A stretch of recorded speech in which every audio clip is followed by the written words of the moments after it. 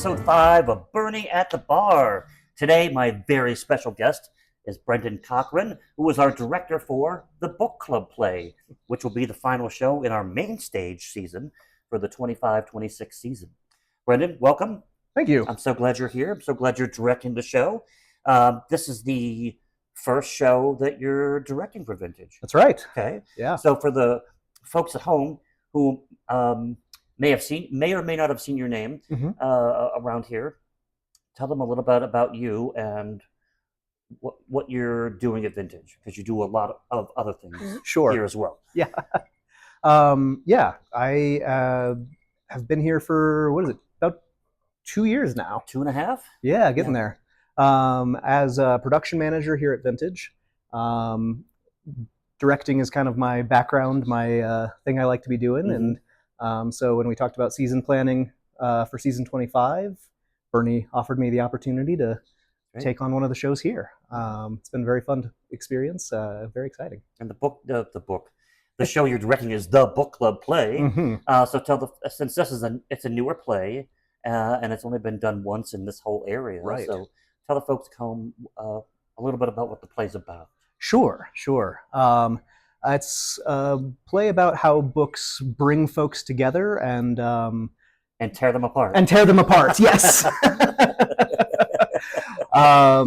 Focuses on Anna Smith, is leading a book club with a close group of friends. They get selected by a famed Danish documentarian named Lars Knudsen, who is doing his next big documentary about book clubs in America as a cultural phenomenon. And those folks at home who are members of book clubs on their own know what a phenomenon it is. Yes, yeah. Karen Zacharias, the playwright, wrote a lot of this apparently based on her experiences with her book club and how the politics of book clubbing can play out in positive and negative ways. Right. Just the sheer force of will it takes to get a group of adults into a room together for anything social on a regular basis. And get them all to read the same book at the same time. Right. So yeah, the sort of pressure cooker of the camera pushes that to a whole nother level, and chaos ensues. Yeah, yeah, and we should say also that it's very much a comedy. Yes. Yes, very funny. Has some sort of sitcom vibes to it. We've got the sort of framework of this documentary that sort of carries us through. So we're sitting in a play, watching a documentary about a book club. Right. So tell us a little bit about the process and what it's like to direct this show in particular. Sure.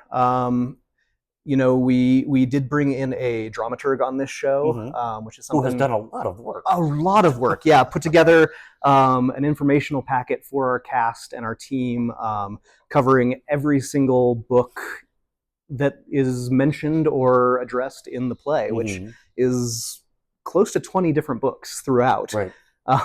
Did research on them, created synopses, sort of covered the major themes of the books so that the actors could really sort of engage with the stories that they're reading without having to read 20 books before they learn their lines. It was a very in-depth piece of work. Yeah. Absolutely. Now, some folks might not know what a dramaturg is if they're watching. So what can you tell them about that? Because you've done that job as well. Yes. Yeah. Dramaturgs come in, and they're essentially the academic in the room a lot of the time. They do a lot of background research rather than about the script itself, around the culture that is existing within the story that we're telling, often doing research about how certain themes are explored in the script, are actually addressed out in the real world. They're sort of the bridge between the script, the play, and the real world. Yeah. What do you love about this play? I think it explores social dynamics in a really interesting sort of framing. Yeah. I also love you've got the book club that is kind of this unit, right, of people, and then you have the outsider coming in. Yes, It's also quite fascinating and really funny to explore. Yes, yeah, we do have the sort of interloper that comes into play that again sort of ratchets up the stakes and the chaos that is created through all of this pressure. But yeah, I think the thing that really sort of appealed to me and sort of has been my through line in thinking about the play is we sort of have this conflict going on between the thing that you love and you create community with, and the need to control it and sort of grapple it into submission, and how those things work against each other. And I think as a working artist, you know, like, and somebody who has chosen to make the thing that I love also my job, can really relate to that as far as, you know, the love of the thing not getting lost in the controlling and the moving of the thing forward. Yeah, sure. And what is it like to direct a comedy as opposed to other genres? Yeah, it's interesting because I think this play walks a really fine line as far as comedies go. You know, it's not pure farce. Right. You know, it has a very real basis in the relationships that are going on. Right. And so it's a fine line of not getting too crazy with it. I think one thing that's really always interesting to me in directing comedies is the fact that it is actually more technical often than doing drama. You sort of have to have a precision. About things like refining the timing to get the bit right, or the laugh has to happen in this kind of certain rhythm. But yeah, absolutely, it can be more difficult than other things. Yeah, I mean, we love to celebrate our Leonardo DiCaprio's when they do this big dramatic piece, the Oscar-winning performances, but often the difficulty and the technicality of getting comedy, it's so precise without making it look mechanical. Yes, and still managing to make it look natural. Yes. Yeah. Controlled chaos that is actually safe. Yes. Right. That's so fun.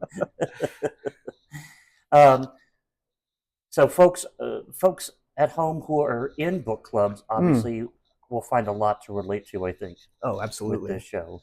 What's one or two things that everybody will get out of the show when they come and see it as they're leaving? What do you want them to leave with? I think, again, the big takeaway is letting the things that you love bring their own joy. And I think the other big thing that we really sort of walk away with at the end is the importance of community and the ways that we find community. And again, it's not always political. It's not always anything specific. It can be just common love of a thing. Right. And how important that is for us to keep finding community in this day and age, because I think there's a lot of isolation baked into our world right now with technology and folks feeling isolated by circumstances in the world right now. So maybe just coming to see the show, to be a part of a community, seeing the show on that particular performance. Absolutely, yeah. I mean, it's certainly something. I mean, you also have a good time. Yes, it is fun. Yes. Yeah, but I mean, theater has always been my community place. It's the place I gather with familiar faces to think about life and talk about things. What a lot of people call the third space. Yeah, absolutely. Yeah. Great, wonderful. But thank you for joining us today for Bernie at the Bar. Luke, what are we drinking? What is this? What are we drinking today? It is Japanese whiskey. We're drinking Japanese whiskey today. Yes, here, cheers to that. Thanks again for joining us. Come and see the book club play opening June 12th here at Vintage Theater. You can get your tickets at vintagetheater.org.